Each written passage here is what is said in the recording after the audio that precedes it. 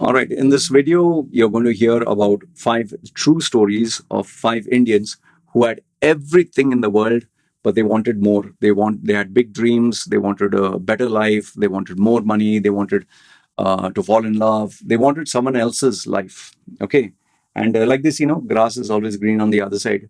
And they pursued it, but unfortunately, they never thought that they could fail, that they could crash and burn and lose everything.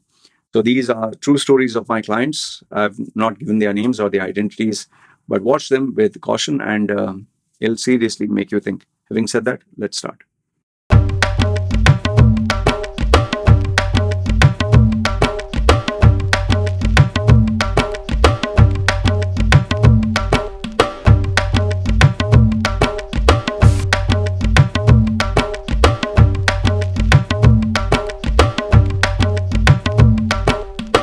This is just to let you know that the grass is always green on the other side, and you might think that if you were in those people's shoes, your lives would be so much more better. But then once you reach that place, or once you migrate, or once you take on this new responsibility, job or relationship, you begin to think like, oh sheesh, what did I do? I've literally destroyed my life. So here are 5 real life examples. Most they are all Indians, okay, because my clientele are Indians, but these are guys who are living abroad. So the reason why I'm sharing this with you is so that you also realize that whom you admire, who you're jealous about, or whom you believe I should be like him or in his place, maybe that's not what you want. So let's start with the first example. This is a young man who was, I think he was in his late 20s, okay? No, sorry, early 20s, 2023. He had just finished college, and, parents supported him, only child of his father, mother. And he decided to go abroad, and he took up this to do advanced level studies in a very prestigious university, okay? And the guy was very ambitious. He was very outgoing, handsome looking guy, great personality, everything fantastic. So he went to this college, and he started to, study, and everything was going fine. That is until, like I told you, he was smart, dynamic, handsome, just go to the gym, six pack, whatever. Until he got a little bit too carried away with the friends. Now, here's the problem. You people tend to, especially our Indians now, they tend to take kindness as weakness, like they say, or they think the Indian culture, Indian mentality, Indian way is what works abroad. So he started to get very close and pally with the girls and started to score points with all of them. Little did he know that the other guys who were non-Indians, different, the citizens of that country, they did not like it very much. And one fine day, well, he ended up getting properly thrashed. Um, and it became a very serious this thing. And then, if that was the end to all his troubles, well, it would have finished over there. But then, guess what? The girls that he was trying to chase and all that, it seems they had common friends and all that. And they posted a fake claim that he used to misbehave with the girls, and they all ganged up together against him, people that he thought were his friends, which I told him there's not only an element of jealousy, there is also an element that you let your guard down, you opened up. And the worst problem is every secret he told them, whether it was the kinky fetish that he told his girlfriends, or the guys he opened up when he got drunk, he used to say, I like this, I like that. They all used this information against him. And unfortunately, because it went to a legal case, the college expelled him, because they don't want the prestigious university's name to go down the gutter with the legal hassle. And he not only got expelled, but then because of that bad reputation and the threat of a legal case, he had to leave the country. And unfortunately, because of this, he ended up wasting 2 years of his life. And not only that, they say no that post traumatic stress or whatever, he got impacted because of this so badly. He lost his confidence for almost 1 to 2 years. Then he got into bad habits of smoking, drinking, and that was when he got in touch with me. And his parents genuinely wanted him to change. He's still a work in progress. Now he is no longer having the fascination to go there. In fact, he's afraid. He wants to stay in India and make it happen there. So the first one, I don't know who you can blame for this, but I always say it takes two hands to clap. He trusted them a bit too much. He thought that, they will accept me, they will like me, but little did he know that jealousy was growing. And, he being different, he looked different. Most of them were whites. He looked dark skin. He had, amazing physique, and he would study very well. He really wanted to excel, while these guys, they were like, oh, he's trying to act smart. And then when he was scoring points with the girls, they could not take it anymore. So that is the first example. The second one is a bit more sad, and this actually happened due to the sensitivity of the issue. I will just tell you in few lines. This young man, he got everything was done deal to go to US. That was not only his dream; it was the dream of his father. It was the dream of his mother.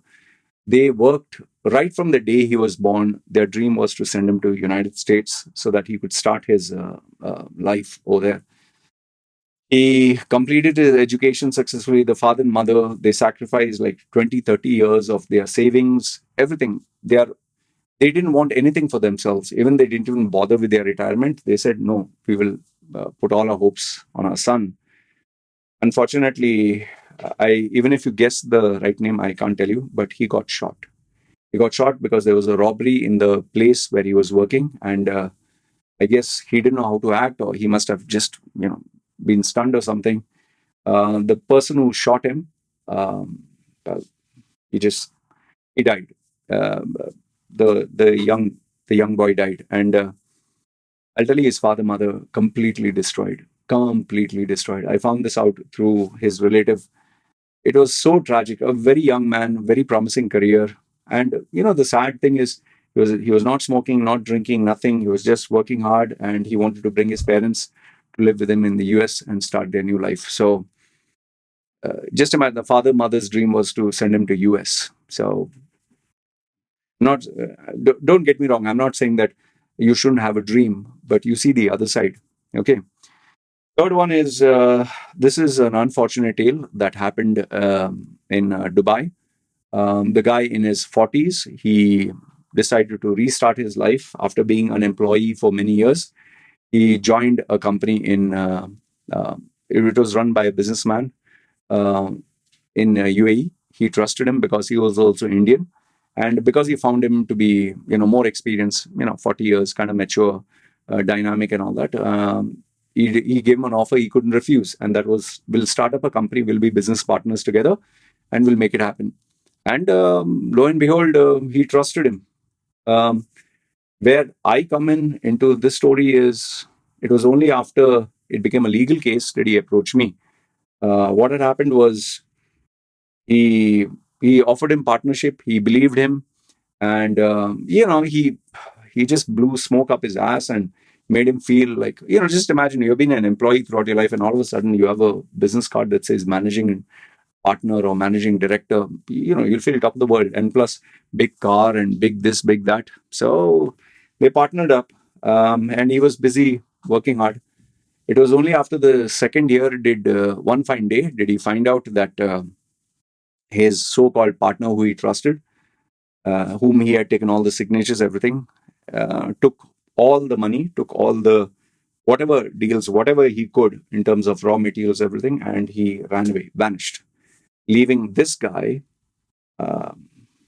responsible, because he was the face of the company. Remember, it was his signature on every single document. And because of this, now he cannot leave UAE until he clears off all the money. And the money that he has been cheated of, I mean, even if he spends his entire life working in UAE, I don't think he's ever going to pay it off. Now he's stuck in UAE. He can't leave. And he has to work to pay off the money that he trusted someone else. He wanted a good life, took a risk. Everything was going fine until someone offered him, business He'll become a managing director. You give him big dreams. You'll be your own boss. You'll be the MD. You'll earn millions. Okay. The next one point, the fourth one is this guy. I've spoken about him before. He met me when I was in my 36. I was 36 that time. I'm 48, so 49 now. So nearly 13 years. Yeah. This guy met me. He was working as a admin chap. Okay, Malayali guy. He was so impressed with my ability to coach and all that. He wanted to be a coach himself, and he decided to copy me and become just like me. At first, I found what he was doing was really stupid and embarrassing because he didn't have the speaking experience I had. He didn't have the coaching experience. Remember, he's only in his 20s.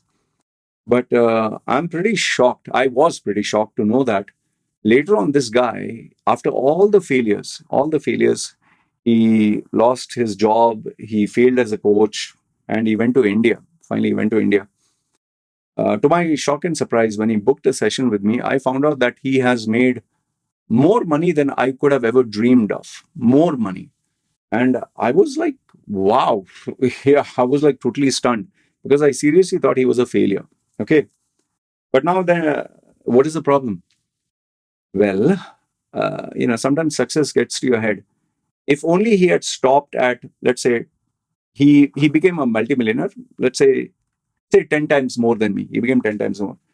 But that was not enough for him because he wanted 100 times more.